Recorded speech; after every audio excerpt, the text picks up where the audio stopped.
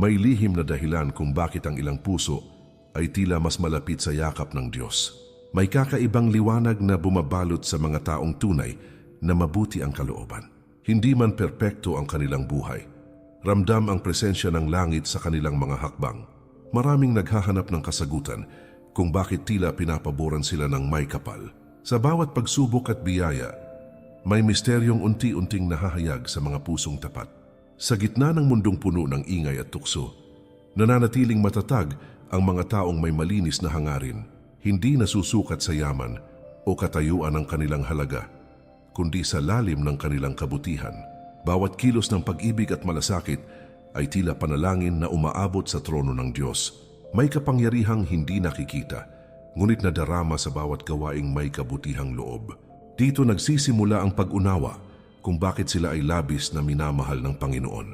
Bago tayo magsimula, mga mahal kong manonood, iniimbitahan ko po kayo na mag-subscribe sa ating channel para lagi po kayong updated sa mga bagong videos na aking gagawin. Paki-like na din ito at share sa iyong mga kaibigan at baguhin natin ang ating buhay sa pamamagitan ng mga salita ng Diyos. Sa pagpapatuloy ng paglalakbay na ito, mas lalalim ang ating pananampalataya at pagninilay. Maraming katotohanan ang matutuklasan na maaring magbago ng pananaw sa buhay.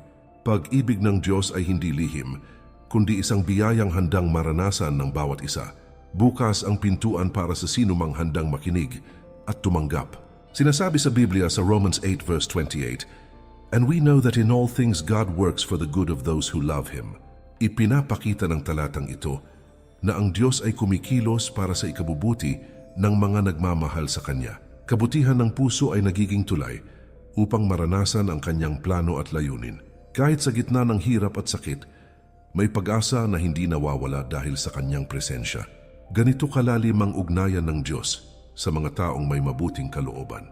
Habang patuloy na hinahanap ng marami ang tunay na kahulugan ng buhay, may mga pusong tahimik na naglilingkod at nagmamahal. Hindi sila perpekto, ngunit pinipiling maging tapat sa kalooban ng Diyos araw-araw. Sa kanilang kababaang loob, natatagpuan ang lihim ng tunay na kagalakan. Pag-ibig ng Diyos ay lalong sumisiklab sa mga pusong handang magmahal ng walang hinihinging kapalit. Mula sa mga katotohanang ito, mas mauunawaan kung bakit espesyal ang lugar ng mga mabubuting tao sa puso ng Panginoon. Unang dahilan, minamahal ng Diyos ang mga taong may mabuting kalooban dahil sumasalamin sila sa Kanyang banal na katangian. Kabutihan ng puso ay isang malinaw na patunay ng presensya ng Diyos sa buhay ng isang tao. Bawat kilos na puno ng malasakit ay nagiging larawan ng Kanyang pag-ibig sa sangkatauhan. Hindi man perpekto ang isang tao, ang tapat na hangarin na gumawa ng mabuti ay mahalaga sa paningin ng Panginoon. Sa bawat pagkakataon na pinipili ang tama kaysa sa mali, nagiging kalugod-lugod ang isang kaluluwa sa Kanya. Pagiging mabuti ay hindi lamang gawa, kundi isang panloob na pagbabago na hinuhubog ng pananampalataya. May malalim na koneksyon ang kabutihan ng kalooban at ang puso ng Diyos na puspos ng awa at habag. Sa tuwing nagpapakita ng kabutihan ng isang tao, parang sumasabay ang kanyang puso sa tibok ng pag-ibig ng may kapal. Mga simpleng gawa ng pagtulong ay nagiging mahalagang handog na umaabot sa langit. Pagiging bukas palad at mapagpatawad ay nagpapakita ng tunay na diwa ng kabanalan. Dahil dito, mas lumalapit ang isang tao sa biyaya at presensya ng Diyos sa kanyang buhay. Sinasabi sa Biblia sa Matthew 5 verse 8, "Blessed are the pure in heart, for they shall see God." Ipinapahayag ng talatang ito na ang mga may malinis at mabuting puso ay magkakaroon ng mas malalim na karanasan sa Diyos. Kalinisang loob ay nagbubukas ng pintuan upang maranasan ang Kanyang presensya sa mas malinaw na paraan. Kapag ang puso ay walang halong masamang intensyon, mas nagiging handa ang isang tao na tanggapin ang liwanag ng Panginoon. Dito makikita na ang kabutihan ay hindi lamang gantimpala kundi isang daan patungo sa mas malapit na ugnayan sa Diyos. Mga taong may mabuting kalooban ay nagiging instrumento ng pagpapala sa iba. Sa kanilang simpleng paraan ng pamumuhay, na ipapakita ang kapangyarihan ng pag-ibig ng Diyos sa mundo. Bawat ngiti, bawat tulong at bawat sakripisyo ay may katumbas na kagalakan sa puso ng may kapal. Pagiging ilaw sa gitna ng kadiliman ay isang tungkulin na kusang ginagampanan ng mga pusong mabuti. Sa ganitong paraan, nagiging daluyan sila ng pag-asa at inspirasyon sa kanilang kapwa. Pag-ibig ng Diyos ay lalong dumadaloy sa mga pusong marunong magmahal ng totoo at tapat. Hindi nasusukat ang halaga ng kabutihan sa laki ng gawa, kundi sa lalim ng intensyon ng puso. Bawat hakbang na ginagawa para sa kapakanan ng iba ay may kapalit na pagpapala mula sa langit. Sa kabila ng mga pagsubok, nananatiling matatag ang mga taong may mabuting kalooban dahil sa kanilang pananampalataya. Ganito ipinapakita ng Diyos ang kanyang espesyal na pagmamahal sa mga taong pinipiling maging mabuti sa kabila ng lahat. Ikalawang dahilan, minamahal ng Diyos ang mga taong may mabuting kalooban dahil marunong silang magmahal ng walang hinihintay na kapalit. Pag-ibig na walang kondisyon ay isa sa pinakamahalagang katangian na kalugod-lugod sa Diyos.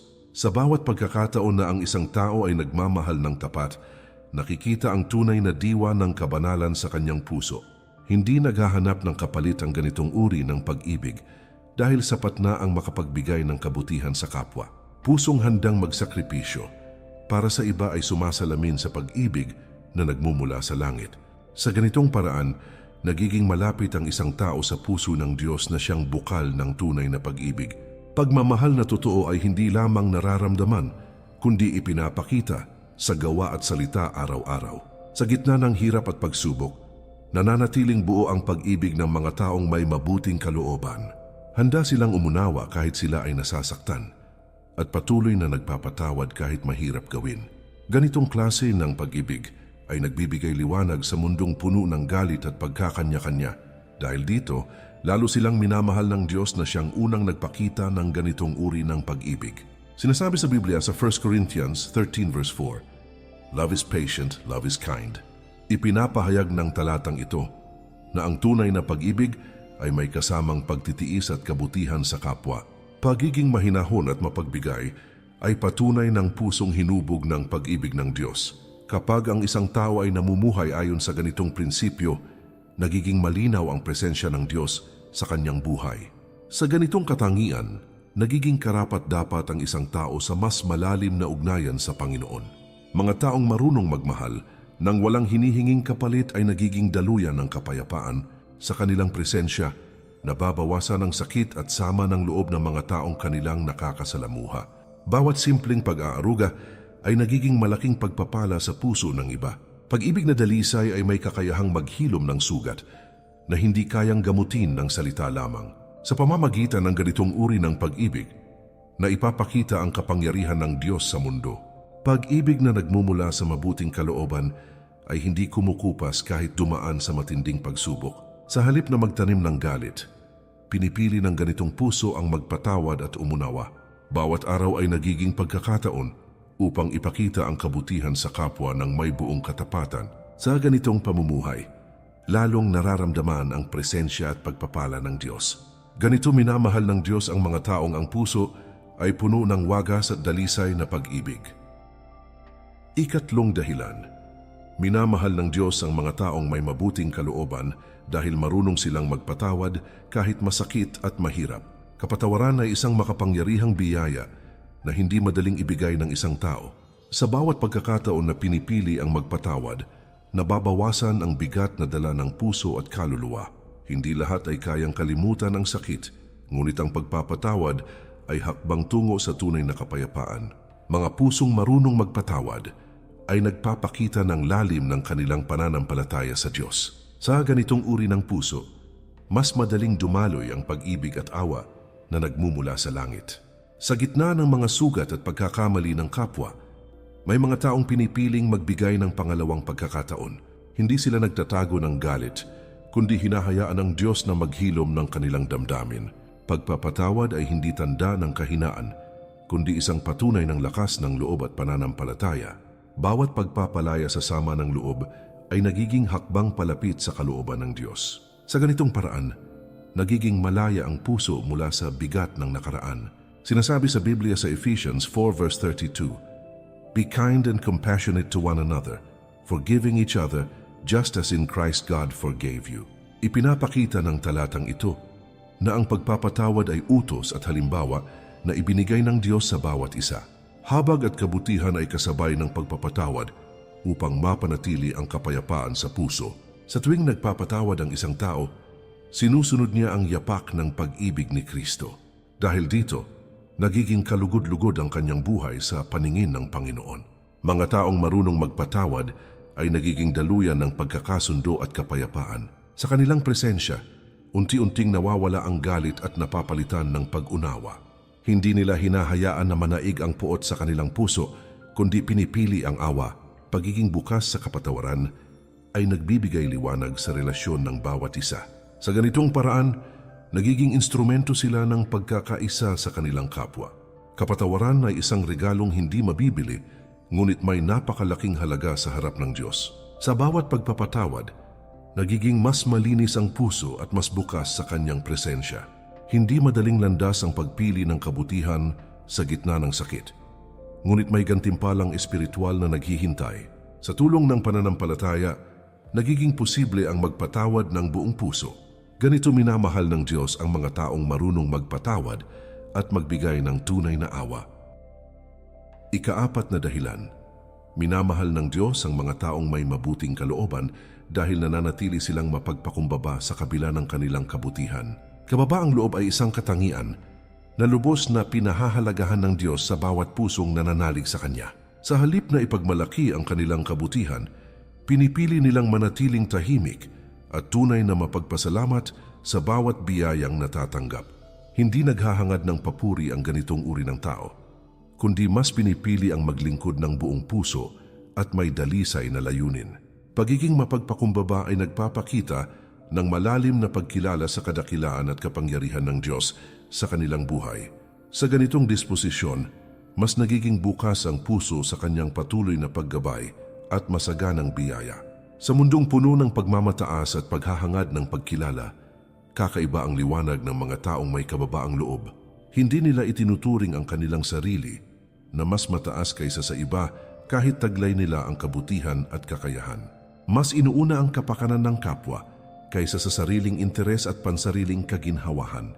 Pagiging simple at totoo sa pakikitungo ay nagiging dahilan upang sila ay igalang at mahalin ng marami.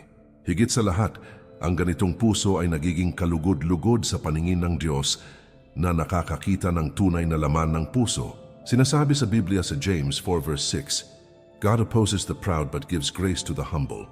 Ipinapakita ng talatang ito na ang Diyos ay nagbibigay ng walang hanggang biyaya sa mga taong may kababaang loob. Pagmamataas ay naglalayo sa tao sa presensya ng Panginoon habang kababaang loob ang naglalapit at nag-uugnay sa Kanya. Sa bawat pagpapakumbaba, mas lumalalim ang relasyon ng isang tao sa Diyos at mas nagiging malinaw ang kanyang kalooban. Dahil dito, nagiging masaganang daluyan ng pagpapala ang kanilang buhay at patuloy silang pinapatnubayan. Mga taong mapagpakumbaba ay madaling turuan at handang tumanggap ng aral at pagsubok mula sa Diyos. Hindi nila ipinipilit ang kanilang sariling kagustuhan, kundi hinahanap ang mas mataas na layunin ng Panginoon sa bawat sitwasyon. Sa kanilang pagsunod, nagiging malinaw ang direksyon ng kanilang buhay at napupuno ng kapayapaan ang kanilang puso. Pagiging bukas sa pagwawasto ay isang tanda ng tunay na karunungan at malalim na pananampalataya. Sa ganitong paraan, mas lalo silang hinuhubog ng Diyos ayon sa kanyang banal na plano para sa kanila. Kababaang loob ay nagdudulot ng tunay na kapayapaan sa puso at pagkakaisa sa bawat relasyon na kanilang pinahahalagahan. Hindi sila madaling maggalit o magmataas dahil nauunawaan nila ang kahalagahan ng bawat tao sa mata ng Diyos. Sa kanilang tahimik ngunit makabuluhang paraan, na ipapakita ang lalim ng kanilang pananampalataya at pagmamahal sa Panginoon. Bawat hakbang ay ginagabayan ng pagnanais na makasunod sa Diyos ng tapat at may buong pagpapasakop. Ganito minamahal ng Diyos ang mga pusong nananatiling mapagpakumbaba sa lahat ng pagkakataon at sa bawat yugto ng kanilang buhay. Ika-5 dahilan. Minamahal ng Diyos ang mga taong may mabuting kalooban dahil nagtitiwala sila sa Kanya ng buong puso. Pagtitiwala sa Diyos ay isang matibay na pundasyon ng pananampalataya na hindi madaling matitinag ng anumang pagsubok. Sa gitna ng mga hamon ng buhay, nananatiling matatag ang mga taong umaasa sa Kanyang kapangyarihan at kabutihan. Hindi man nila nauunawaan ang lahat ng nangyayari, pinipili pa rin nilang manalig sa kanyang plano. Bawat panalangin ay nagiging patunay ng kanilang pagsuko at pagtitiwala sa kalooban ng Diyos. Sa ganitong paraan, mas lumalalim ang kanilang ugnayan sa may kapal na hindi kailanman nagkukulang. Sa bawat araw na lumilipas, ang puso na nagtitiwala ay natututong maghintay ng may pag-asa at kapayapaan. Hindi sila madaling panghinaan ng loob dahil alam nilang may Diyos na gumagabay sa kanilang landas. Pagiging matiyaga sa paghihintay ay bunga ng kanilang pananalig sa tamang oras ng Panginoon. Sa bawat hakbang, dama ang kanyang presensya na nagbibigay lakas at direksyon. Sa ganitong uri ng pamumuhay, nagiging mas makabuluhan ang bawat karanasan. Sinasabi sa Biblia sa Proverbs 3 verse 5, "Trust in the Lord with all your heart and lean not on your own understanding." Ipinapahayag ng talatang ito na ang tunay na pagtitiwala ay hindi nakabase sa sariling kaalaman kundi sa karunungan ng Diyos. Kapag ang isang tao ay umaasa sa Panginoon, nagiging malinaw ang landas na kanyang tinatahak. Pagbitaw sa sariling kontrol ay nagbubukas ng mas dakilang plano na inilaan ng Diyos. Sa ganitong pananampalataya, nagiging payapa ang puso kahit hindi tiyak ang hinaharap. Mga taong nagtitiwala sa Diyos ay nagiging matatag sa gitna ng bagyo ng buhay. Hindi sila agad sumusuko dahil alam nilang may dahilan ang bawat pagsubok na kanilang pinagdadaanan. Sa halip na matakot, pinipili nilang manalangin at umasa sa kapangyarihan ng Panginoon. Bawat pagsubok ay nagiging pagkakataon upang mas mapalapit sa Kanya. Sa ganitong proseso, tumitibay ang kanilang pananampalataya at pag-asa. Pagtitiwala sa Diyos ay nagdudulot ng malalim na kapayapaan na hindi kayang ibigay ng mundo. Sa bawat sandali ng pag-aalala, napapalitan ito ng katiyakan na may nagbabantay at nagmamahal. Hindi man madali ang landas, ang puso na nagtitiwala ay hindi nawawalan ng pag-asa. Sa bawat biyaya at pagsubok, nakikita ang kamay ng Diyos na patuloy na gumagabay. Ganito minamahal ng Diyos ang mga pusong lubos na nagtitiwala sa Kanya at hindi bumibitaw sa pananampalataya. Ika-6 na dahilan, minamahal ng Diyos ang mga taong may mabuting kalooban dahil sila ay may pusong mapaglingkod sa kapwa. Paglilingkod sa kapwa ay isang dakilang gawain na nagpapakita ng tunay na diwa ng pag-ibig ng Diyos na buhay sa puso ng tao. Sa bawat pagtulong na walang hinihintay na kapalit, nahahayag ang kabutihan ng kalooban na lubos na kalugod-lugod sa Panginoon. Hindi kailangan ng malaking bagay upang makapaglingkod dahil kahit simpleng tulong ay may napakalaking halaga sa harap ng Diyos. Bawat sakripisyo para sa kapakanan ng iba ay nagiging mahalagang handog na umaabot sa kanyang banal na presensya. Sa ganitong paraan, nagiging buhay na patuto ang isang tao ng pag-ibig na nagmumula sa langit at hindi kumukupas. Mga taong may pusong mapaglingkod ay hindi naghihintay ng kapalit o pagkilala mula sa mundo. Mas mahalaga sa kanila ang makatulong kaysa mapansin o mapuri ng kanilang kapwa. Sa kanilang kabutihan, nagiging magaan ang pasanin ng mga taong kanilang natutulungan sa araw-araw na buhay. Pagiging handang magbigay ng oras, lakas, at malasakit ay nagpapakita ng tunay at dalisay na pagmamahal sa kapwa. Sa ganitong gawain, nararamdaman ang presensya ng Diyos na kumikilo sa pamamagitan nila sa tahimik, ngunit makapangyarihang paraan. Sinasabi sa Biblia sa Galatians 5 verse 13, "Serve one another humbly in love." Ipinapahayag ng talatang ito na ang paglilingkod ay dapat gawin ng may kababaang loob at pusong puno ng pag-ibig. Sa bawat gawaing may malasakit, nagiging malinaw ang layunin ng Diyos sa buhay ng isang tao. Kapag ang paglilingkod ay ginagawa ng tapat at walang pag-aalinlangan, nagiging daluyan ng pagpapala ang isang tao. Sa ganitong uri ng puso, nagiging kalugod-lugod ang bawat kilos at gawain sa paningin ng Panginoon. Paglilingkod sa kapwa ay nagdudulot ng kagalakan na hindi kayang tumbasan ng anumang material na bagay sa mundo. Sa bawat ngiti na naibibigay sa iba, may kapalit na saya at kapayapaan na bumabalik sa puso ng nagbibigay. Hindi nasusukat ang halaga ng tulong sa laki, kundi sa lalim ng intensyon ng pusong nagmamalasakit. Sa bawat pagkakataon na inuuna ang kapakanan ng iba, mas nagiging makabuluhan at makulay ang buhay ng isang tao. Sa ganitong paraan, mas lalong nararamdaman ang presensya ng Diyos sa araw-araw na pamumuhay na puno ng kabutihan. Mga pusong mapaglingkod ay patuloy na pinagpapala dahil sila ay nagiging daluyan ng kabutihan at pag-asa sa iba. Hindi sila nauubusan ng lakas at sigla dahil ang Diyos ang kanilang pinanggagalingan ng tunay na kapangyarihan. Sa bawat pagtulong, mas lalo silang lumalapit sa kanyang kalooban at layunin para sa kanilang buhay. Pagiging bukas sa pangangailangan ng iba ay tanda ng pusong hinubog at pinatibay ng pag-ibig ng Diyos. Ganito minamahal ng Diyos ang mga taong handang maglingkod at magbigay ng sarili para sa kapwa ng buong katapatan. Ikapitong dahilan. Minamahal ng Diyos ang mga taong may mabuting kalooban dahil nananatili silang matuwid at sumusunod sa kanyang kalooban. Pamumuhay na matuwid ay isang malinaw na tanda ng tunay at buhay na pananampalataya sa Diyos na hindi lamang nakikita sa salita kundi sa gawa. Sa bawat desisyon na pinipili ang tama kahit mahirap, na ipapakita ang kanilang malalim na paggalang at pagsunod sa kanyang mga utos. Hindi man madali ang landas ng katuwiran dahil puno ito ng pagsubok at tukso. Patuloy silang nagsisikap na manatili sa tamang direksyon. Bawat sakripisyo upang maiwasan ang kasalanan ay isang mahalagang hakbang palapit sa puso ng Panginoon na nakakaunawa sa kanilang pinagdadaanan. Sa ganitong uri ng pamumuhay, nagiging kalugod-lugod ang isang tao sa harap ng Diyos at patuloy na tumatanggap ng kanyang biyaya. Sa gitna ng tukso at hamon ng mundo, na puno ng iba't ibang impluensya, nananatiling matatag ang mga taong may mabuting kalooban. Hindi sila basta nadadala ng agos ng paligid, kundi pinipili ang landas na naaayon sa kalooban ng Diyos na kanilang pinaniniwalaan. Pagiging tapat sa kanilang paniniwala ay nagbibigay ng lakas ng loob upang labanan ang maling gawain at piliin ang tama. Sa bawat pagsubok na kanilang kinakaharap, mas lalo nilang pinapahalagahan ang kanilang relasyon sa Panginoon. Sa ganitong paraan, nagiging matibay at matatag ang kanilang pananampalataya na hindi madaling matinag. Sinasabi sa Biblia sa Psalm 34 verse 15, "The eyes of the Lord are on the righteous, and His ears are attentive to their cry." Ipinapahayag ng talatang ito na ang Diyos ay patuloy na nagbabantay at nakikinig sa mga taong namumuhay ng matuwid. Kapag ang isang tao ay sumusunod sa kanyang kalooban ng buong puso, hindi siya pinababayaan sa anumang sitwasyon ng buhay.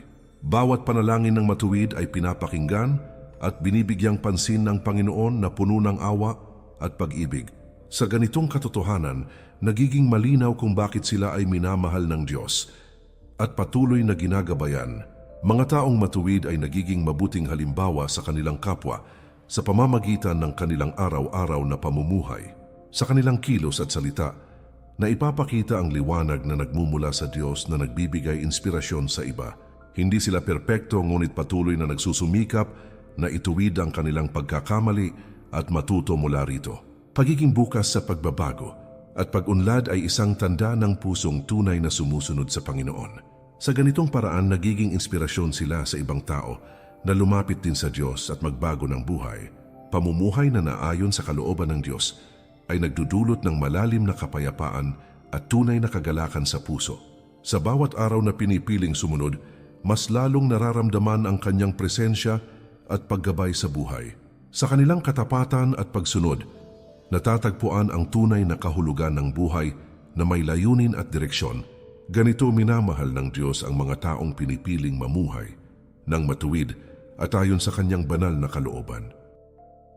Habang patuloy na naglalakbay ang bawat isa sa mundong puno ng pagsubok at pag-asa, nananatiling buhay ang paanyaya ng Diyos sa bawat pusong handang magmahal at gumawa ng mabuti.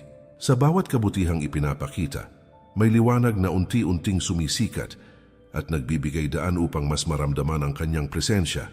Hindi man perpekto ang bawat hakbang, ang pusong nagsusumikap na maging mabuti ay kailanman hindi niya pinapabayaan.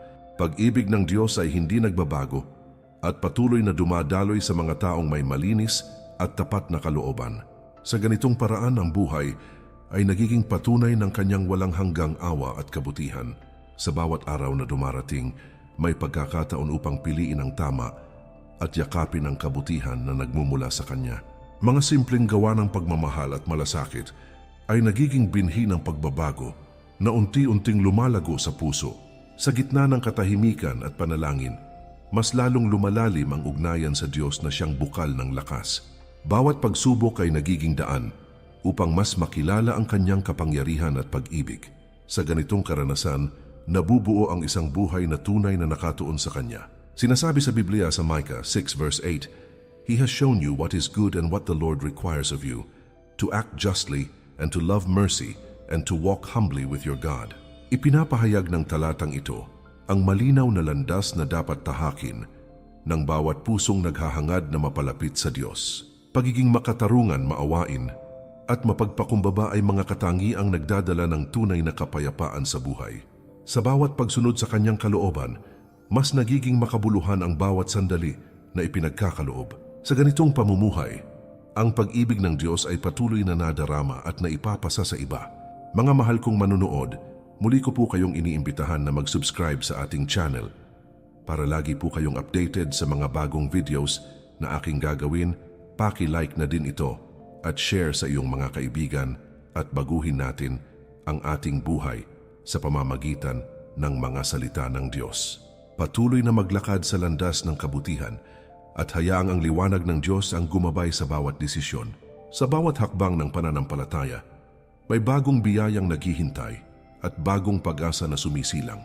Pag-ibig ng Diyos ay hindi kailanman nagkukulang para sa pusong nananalig at nagtitiwala sa Kanya. Hanggat may pusong handang magmahal at gumawa ng mabuti, mananatiling buhay ang Kanyang presensya sa ating lahat